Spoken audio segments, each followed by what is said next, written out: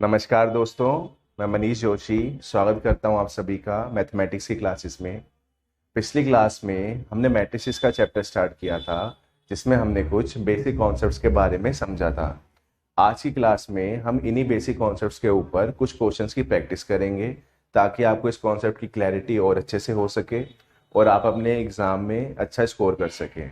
तो चलते हैं हमारे क्वेश्चंस की तरफ। अब हमारे फर्स्ट क्वेश्चन में हमें ये गिवन है कि पी और क्यू दो स्टूडेंट्स हैं जिनके 3 टेस्ट में जो मार्क्स हैं वो इस तरीके से हमें टेबल में गिवन है। अब इस इंफॉर्मेशन को हमें मैट्रिक्स की फॉर्म में रिप्रेजेंट करना है, और वो भी दो तरीकों से। तो सबसे पहले तो जो हमें टेबल गिवन है, हम इसी टेबल का एक मैट्रिक्स बना सकते हैं। तो अगर हम इसमें गौर करें तो ये जो रो वाइज अगर हम लेफ्ट टू राइट देखें तो पी के जो मार्क्स हैं वो 56, 65 एंड 71, और इसी तरीके से क्यू के मार्क्स देखें रो वाइज तो ये 29, 37 एंड 57। तो पहला मैट्रिक्स तो हमारा इसी तरीके से बन जाएगा। दूसरा मैट्रिक्स बनाने के लिए हम इस इंफॉर्मेशन को जो दूसरे तरीके से रिप्रेजेंट कर सकते हैं। दूसरा तरीका जो ये है कि हम स्टूडेंट्स की जगह टेस्ट रख दें, टेस्ट का कॉलम बना दें, और टेस्ट की जगह हम स्टूडेंट्स का रो बना दें। तो अब जो पी स्टूडेंट्स के जो मार्क्स है टेस्ट 1 में वो थे 56, 65 एंड 71, और इसी तरीके से क्यू स्टूडेंट के जो मार्क्स थे टेस्ट 1 में वो थे 29, 37 एंड 57। तो अब इसी का हम एक मैट्रिक्स बना देंगे, जिसमें ये हमारे 56, 65, 71, 29, 37 एंड 57। तो इस तरीके से हमारा ये पहला तरीका मैट्रिक्स का और ये दूसरा तरीका, ये दोनों ही तरीके हमारे इस क्वेश्चन का आंसर है। अब हमारे जो नेक्स्ट क्वेश्चन है, सेकंड क्वेश्चन, ये भी कुछ इसी तरीके से है। इसमें 3 फर्म्स हैं, के, एल और एम। तो हम मान लेते हैं ये के, एल, एम। जो ट्रक्स भेजते हैं के, एल, एम, वो 40, 35, 25। ये ट्रक जो है ये स्टोन्स का है, जबकि दूसरा जो ट्रक है जिसमें के हमारा 10, एल 5 एंड एम 8, जो सैंड से भरा होगा। अब ये कॉन्ट्रैक्टर को दिया जा रहा है। इसी इंफॉर्मेशन को भी हमें दो तरीके से रिप्रेजेंट करना है। तो पहला तरीका हमारे इसी तरीके से हम इसको मैट्रिक्स की फॉर्म में लिख देंगे, 40, 35, 25, 10, 5 एंड 8। दूसरा तरीका हमारा वही है, इसको इंटरचेंज करने पे जो हमें दूसरा मैट्रिक्स मिलेगा वो हमारा इस तरीके से आएगा, 40, 35, 25, 10, 5 एंड 8।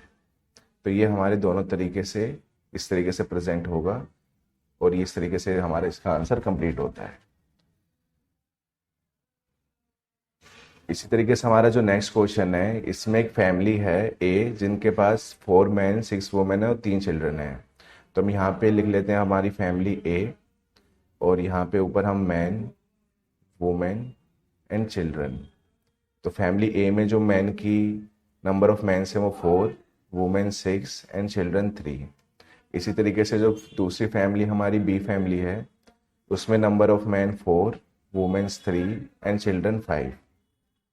अब यहाँ पे इस इंफॉर्मेशन को एक मैट्रिक्स में रिप्रेजेंट करना है ऑफ ऑर्डर 2 एंड 3। यानी हमारे पास दो रो, जैसे ये हमारी रो 1 और रो 2, दो रो में और 3 कॉलम। तो ये जो हमने इंफॉर्मेशन बनाई है ये नॉर्मली तौर पे ही रो 2 और 3 कॉलम बना पा रही है। तो इसलिए हम इस मैट्रिक्स को इस तरीके से रिप्रेजेंट करेंगे।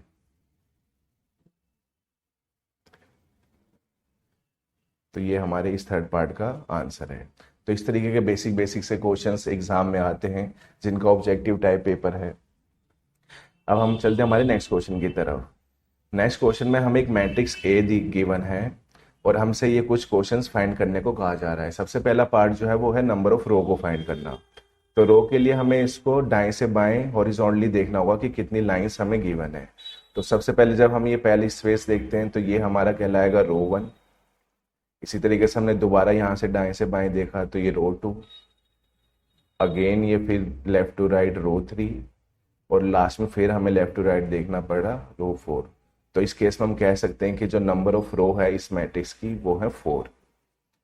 इसी तरीके से अगर हमें कॉलम देखना है तो हमें ऊपर से नीचे की तरफ देखना पड़ेगा।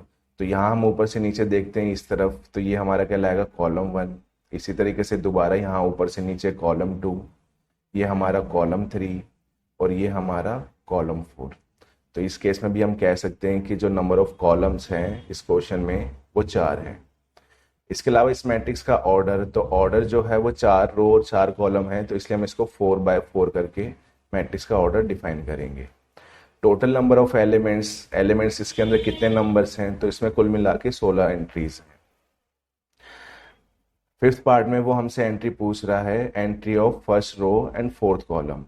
तो अगर हम अपनी फर्स्ट रो और फोर्थ कॉलम को देखें, तो जिस तरीके से ये हमारी फर्स्ट रो को देखते हैं और फोर्थ कॉलम को देखते हैं, तो ये दोनों लाइन जो इंटरसेक्ट कर रही है वो -5 को इंटरसेक्ट करती है, तो इसलिए ये फर्स्ट और फोर्थ कॉलम की जो एंट्री है वो -5 है। इसी तरीके से अगर हम सेकंड रो और थर्ड कॉलम की एंट्री निकालें, तो सेकंड रो की तरफ एक इमेजिनरी लाइन बनाएं और थर्ड कॉलम की तरफ एक इमेजिनरी लाइन बनाएं, तो ये दोनों लाइंस जहाँ पे इंटरसेक्ट करेगी वो हमारा इस entry second row third column की एंट्री होगी। इसी तरीके से हमारा थर्ड रो और फोर्थ कॉलम, तो थर्ड रो और फोर्थ कॉलम हमारा -7 और लास्ट में फोर्थ रो और फोर्थ कॉलम हमारा 9। तो इस तरीके से ये हमारा इस क्वेश्चन का आंसर फाइंड आउट होता है। अब हम चलते हैं हमारे नेक्स्ट क्वेश्चन की तरफ। नेक्स्ट क्वेश्चन में हमें ये कुछ मैट्रिसेस के ऑर्डर्स दिए हुए हैं और हमसे पूछा जा रहा है कि इसमें कितने एलिमेंट्स होंगे। तो क्योंकि अब फर्स्ट केस में 2 रो और 3 कॉलम हैं, तो कुल मिला के उसमें 6 एंट्रीज होंगी। इसी तरीके से बी मैट्रिक्स में हमारी 12 एंट्रीज होंगी। सी केस में हमारी 8 एंट्रीज होंगी। डी केस में भी हमारी 12 एंट्रीज होंगी।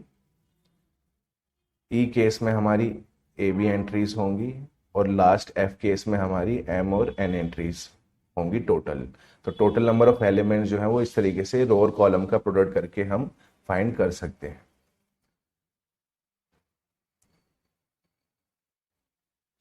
अब नेक्स्ट क्वेश्चन में हमारा ऑपोजिट है बिल्कुल पिछले क्वेश्चन से। इस क्वेश्चन में हमें एलिमेंट्स गिवन है, वो इसके पॉसिबल ऑर्डर्स क्या हो सकते हैं।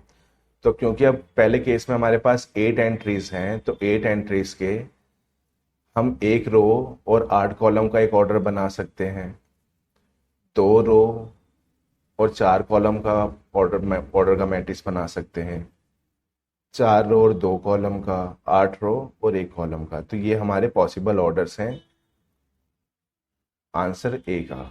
इसी तरीके से बी का जो आंसर है 5 एलिमेंट्स।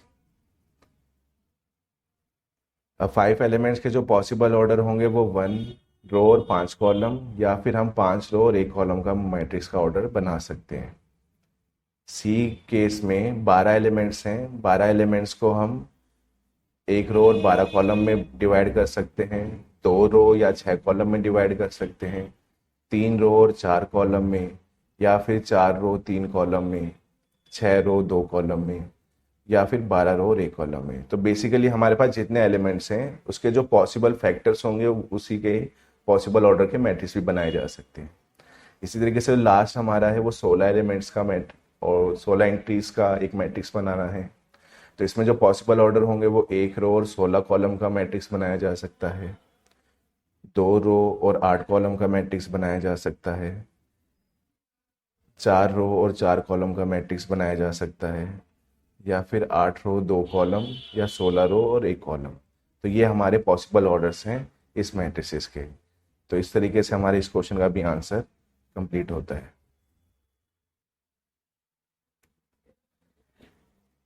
अब ये थोड़ा प्रैक्टिकल बेस्ड क्वेश्चन है। यहाँ पे हमें एक मैट्रिक्स कंस्ट्रक्ट करना है। तो सबसे पहले हम मान लेते हैं कि लेट जो मैट्रिक्स की जो जनरल फॉर्म है, लेट मैट्रिक्स ए जिसके एलिमेंट्स इस फॉर्म में होंगे of m by n order, where i जो है वो हमारा रो को रिप्रेजेंट करता है। तो 1 2 3 से लेके हमने m रो, और j जो है वो हमारे कॉलम को रिप्रेजेंट करता है, जो 1 2 3 से लेके n कॉलम्स होंगे। तो इस केस में क्योंकि हमारा रो जो है 3 by 2 ऑर्डर का मैट्रिक्स है, तो सिंस m की वैल्यू जो है हमारी 3 है, n की वैल्यू हमारे पास 2 है एंड जो हमारा एलिमेंट है इसकी जो जनरल फॉर्म है वो i प्लस 3j की फॉर्म में दे रखा है। तो अगर हम इसी मैट्रिक्स को अगर एक्सपेंडेड फॉर्म में लिखें तो हमारे पास जो एक एंट्री होगी first row first column, first row second column, फिर second row first column, second row second column, और finally third row first column and third row second column. तो ये इस तरीके से हमारी 3 रो और 2 कॉलम के ऑर्डर का मैट्रिक्स बनेगा। अब एंट्रीज निकालने के लिए सबसे पहले अगर हमें फर्स्ट रो फर्स्ट कॉलम निकालना है तो i और j के जगह हमें ये एंट्रीज पुट करनी होगी इस जनरलाइज फॉर्म में। तो i की वैल्यू यहाँ 1 और j की वैल्यू भी यहाँ 1 है। इसे सॉल्व करने पे हमें वैल्यू मिलेगी फर्स्ट और फर्स्ट कॉलम का 4। इसी तरीके से जब हम फर्स्ट और सेकंड कॉलम निकालेंगे तो इसकी वैल्यू हमें मिलेगी 7। सेकंड रो और फर्स्ट कॉलम की जब एंट्रीज हम निकालेंगे तो ये आएगा 5। सेकंड रो सेकंड कॉलम हमारा आएगा 8। थर्ड रो फर्स्ट कॉलम हमारा आ जाएगा 3 + 3 1 6 एंड लास्ट में थर्ड रो सेकंड कॉलम की जो एंट्री होगी वो आएगी 9। तो हम कह सकते हैं 10 जो हमारा मैट्रिक्स ए है कुछ इस तरीके से एंट्रीज इसमें आ रही हैं 4 7 5 8 6 एंड 9। तो ये हमारे इस क्वेश्चन का आंसर है। इसी तरीके से अगर हम अपना नेक्स्ट क्वेश्चन और देखें और लास्ट जो क्वेश्चन है हमारा बेसिक कॉन्सेप्ट्स के ऊपर, तो हमें एक मैट्रिसेस बनाना है जिसका ऑर्डर 3/3 हो और उस मैट्रिसेस के जो अंदर एंट्रीज होंगी वो 0 और 1 होंगी। तो सबसे पहले हमें ये देखना है कि हमारे पास कितनी डिफरेंट एंट्रीज हैं। तो जो हमारे पास डिफरेंट एंट्रीज हैं वो 2 ही हैं, विच इज 0 और 1। अब क्योंकि हमें ये मैट्रिक्स 3/3 ऑर्डर में प्लेस करना है तो यानी कि 3/3 का मतलब हमें यहाँ पे 9 बार इन एंट्रीज को रिपीट करना होगा। यानी जो हमारी टोटल एंट्रीज हैं वो 9 एंट्रीज हैं। तो पॉसिबल मैट्रिसेस जो होंगे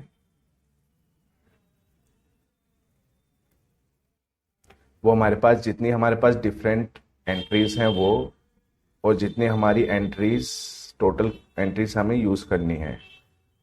तो ये हमारे इस क्वेश्चन का आंसर होगा। इसे सॉल्व करेंगे तो हमारी वैल्यू का आंसर 512 आएगा। तो इस तरीके से ये हमारा आंसर कंप्लीट होता है। अब इसी तरीके के क्वेश्चन हमारे एग्जाम में हमसे पूछे जाते हैं। अगर आपको फिर भी क्वेश्चन में किसी भी तरीके का डाउट हो, परेशानी हो या आप और क्वेश्चन प्रैक्टिस करना चाहते हैं तो हमें व्हाट्सएप के थ्रू कांटेक्ट कर सकते हैं। और हमारी वीडियोस आपको कैसी लगी आप कमेंट करके ज़रूर बताएं और चैनल को सब्सक्राइब करना ना भूलें। धन्यवाद।